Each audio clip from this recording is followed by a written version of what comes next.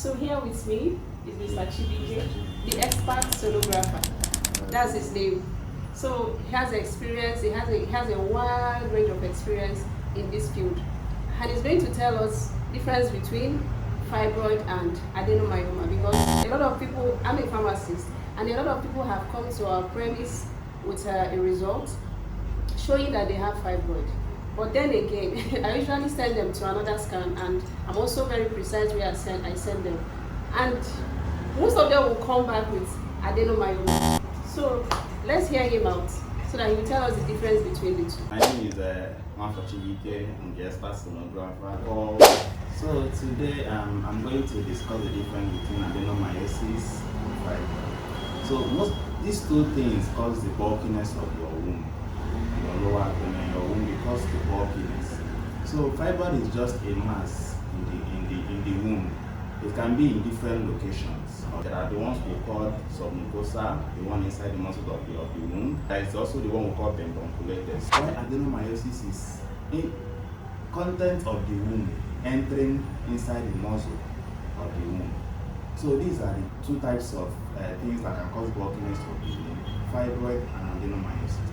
And being able to differentiate between two things will be able to necessitate how the treatment can go. Thank you.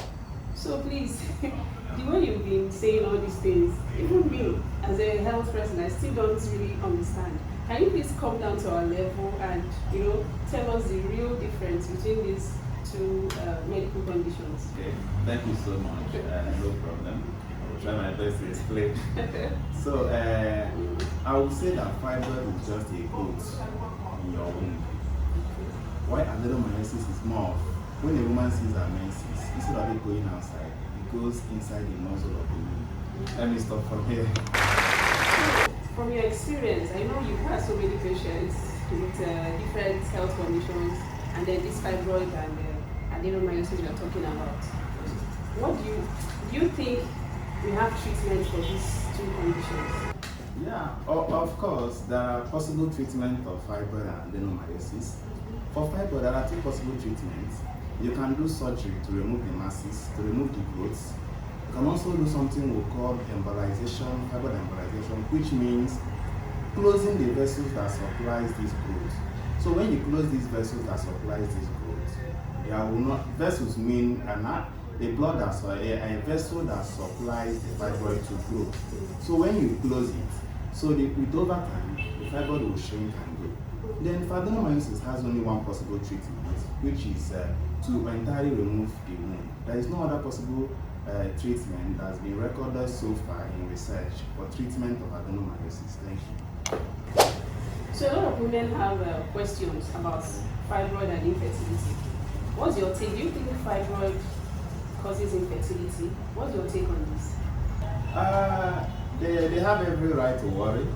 Yeah, to some proportion, I would say fibroid can cause infertility, but not all the case. Like I said before, depending on the locations of this fibroid, we will know if the fibroid will cause infertility or not. All these things requires monitor. Once we monitor, then there is some other investigation that's to check if there is any obstruction to the flow of semen.